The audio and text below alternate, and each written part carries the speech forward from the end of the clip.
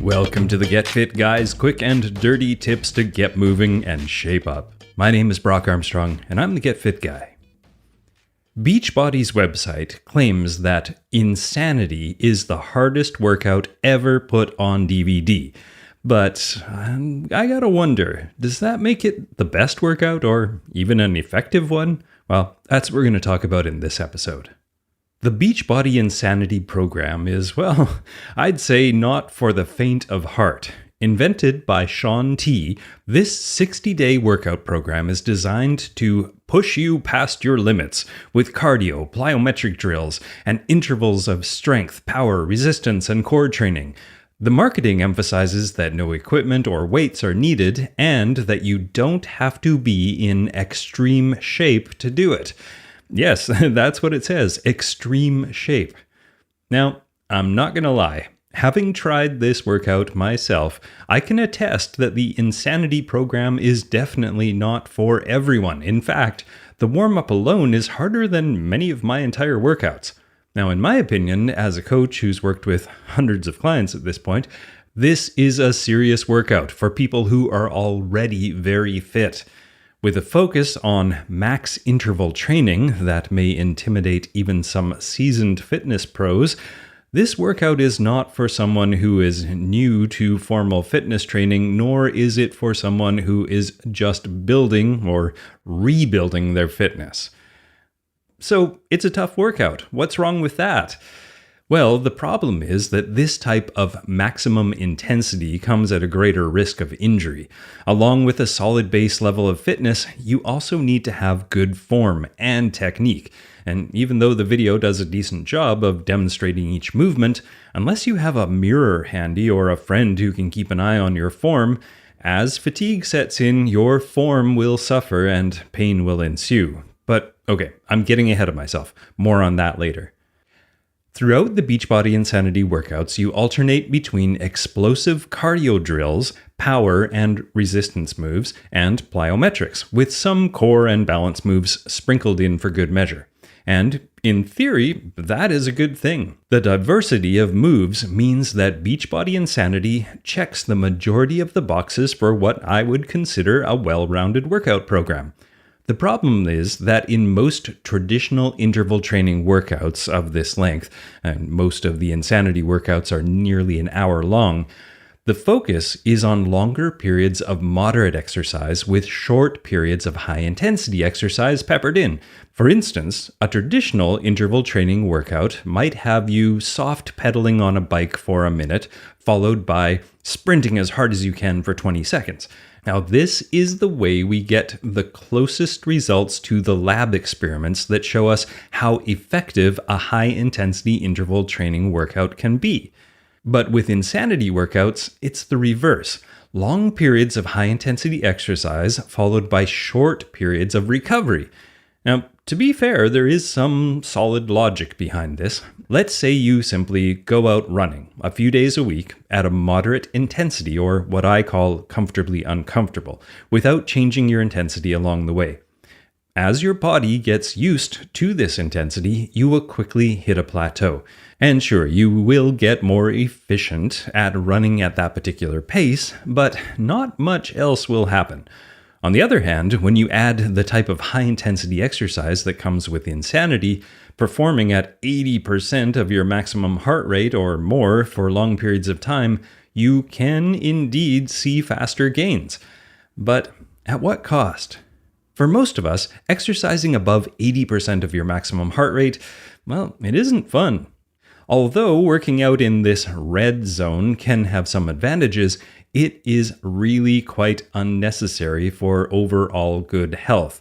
Now, research has shown that exercising at a moderate intensity most days of the week results in benefits like lower blood pressure and lower cholesterol, along with improved fitness.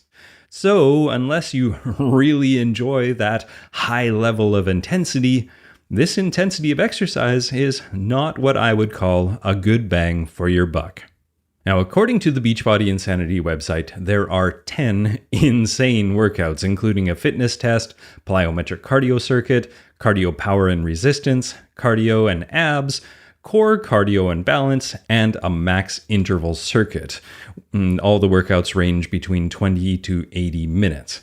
Many of the workouts follow the same basic template, including some type of high-intensity exercise for 3 minutes, followed by 30 seconds of rest.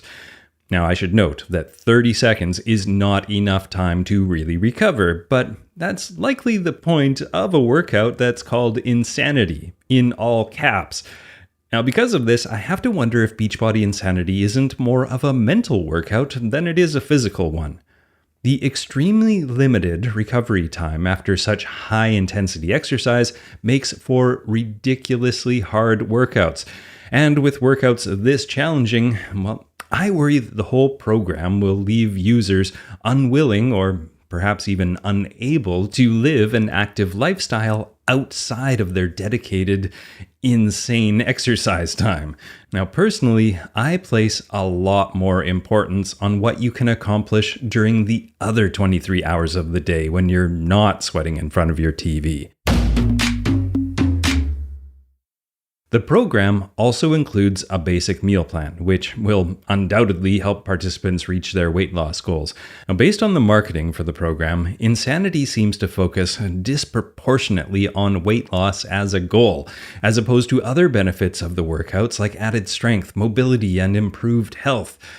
I would guess that up to 80% of weight loss results you may see from this program would be due to the meal plan, with only about 20% coming from the actual exercise program. Now, losing weight due to diet changes isn't uncommon for a program that incorporates both nutrition and exercise advice. Now, most weight loss, especially the type that lasts, comes from dietary changes and not from exercise alone. This is why I spend so much of my time trying to separate the joy of movement from the number of calories you burn, and why I encourage my listeners to focus on the truly wonderful benefits of getting more movement into your day. The meal plan includes all the usual meal components: carbohydrates, vegetables, whole grains, fruits, and fats. But it also includes their very own branded Shakeology meal replacement shakes. And while I am guilty of keeping a canister of whey protein in my pantry, I do not consume it daily or even weekly. Real food nutrition is the best foundation for good health, and from what I can tell, the shakes in this plan are simply there to bulk up the calories, which could be achieved without a shake, by simply increasing the portion size of the meal itself. Now, speaking of increasing portion sizes, the Elite Nutrition Plan is based on eating 5 meals per day. Now, why? Well, possibly because of some antiquated and unscientific idea that eating more meals per day helps you keep your metabolism revved. But on the contrary, Monica Reinagel, the nutrition diva, you may have heard her podcast here on Quick and Dirty Tips, has an article that's called "Can You Lose Weight by Eating More Often?" And that article concludes, eating more frequently in and of itself is unlikely to have a measurable effect on your metabolism or abdominal fat. And if you do favor more frequent meals, be careful that eating more frequently doesn't lead you to eat more than you need. And that advice came without any added shakes. All right, I think the best part of any review is getting to the list of pros and cons. So here we go. The pros. It's a zero guesswork program. Everything is laid out for you. So if you're someone who doesn't like having to think about their workouts, well, this can be alluring. And they make it easy to get started. There are no fancy dance moves or tricky choreography. You also don't need any gear or special outfits. Now, in the cons column, it's a zero guesswork program. And yes, this is a con as well as a pro.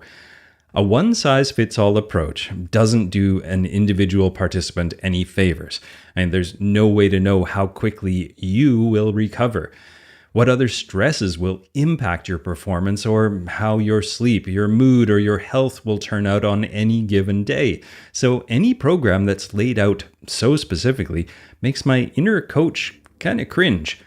Even the National Strength and Conditioning Journal has gone on record stating, and I quote, "Is there a single perfect workout? A workout with the best weight training, plyometric, flexibility, and endurance exercises? A workout with the precise number of sets and repetitions? A workout that tells athletes exactly how much weight to use?" The answer is no. Also on the con side of the list is it's expensive. The on-demand pricing is a little confusing. Their cheapest 3-month program starts at $49 without all the shakes. And there are tiers all the way up to $186, and that includes the shakes, but please don't buy the shakes.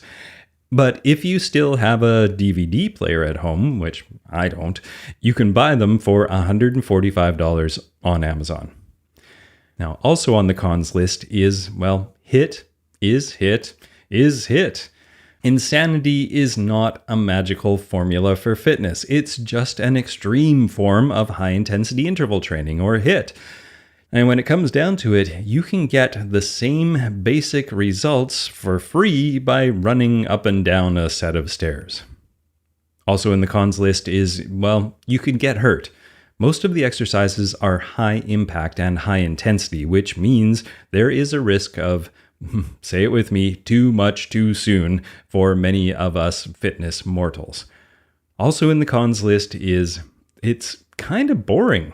Most of the workouts follow the same template. This makes them easy to remember, but the whole routine gets pretty dull after a while. Continuing on down the cons list, plyometrics are not for circuits. Dr. Yuri Verkhoshansky, who is said to have invented plyometric exercises, does not advocate using plyometric training when an athlete is fatigued, because this would be counterproductive to this form of training. And the final con on my list is that there is no exit strategy.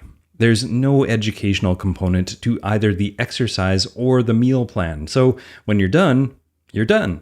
That means you'll be left floundering and searching for the next fad workout to latch onto. Or, more often, it means going back to previous habits and lifestyle choices that result in losing fitness and slowly regaining any lost weight. So, my bottom line is, instead of signing up for an extreme program like this and swallowing it like yucky medicine, I suggest looking for something more sustainable, more permanent, and more fun. Like the old saying goes, give a person a workout plan and they'll get sweaty. Teach a person to exercise and they will stay sweaty for life. Or something like that. All right, thanks for listening. And don't forget to tune in next week because I have a special guest, a fellow named Mike Peel. You may have seen him on Instagram doing his hip hop fit videos. He is a truly inspiring fellow, and you're going to love hearing from him. Now, Get Fit Guys, written, narrated, and produced by me, Brock Armstrong, with editorial support from Karen Hertzberg. I'd also like to thank the rest of the team here at Quick and Dirty Tips, including Morgan Ratner, Michelle Margulis, Emily Miller, and Kathy Doyle. Now, it's been a while since I asked you guys to do this, but if you wouldn't mind going over to wherever you listen to this podcast and leaving a review or a rating, I would really love it. And if you don't want to do that, what's even more impactful is to just tell somebody about the podcast. Tell somebody that you work with. Tell a family member. Tell somebody walking down the street. I'd really appreciate it. It really is the most meaningful thing you could do for a podcaster like me, and I would deeply appreciate it. Now, my name is Brock Armstrong. I'm the Get Fit Guy, asking you, what are you waiting for? Choose an exercise program that makes you feel good.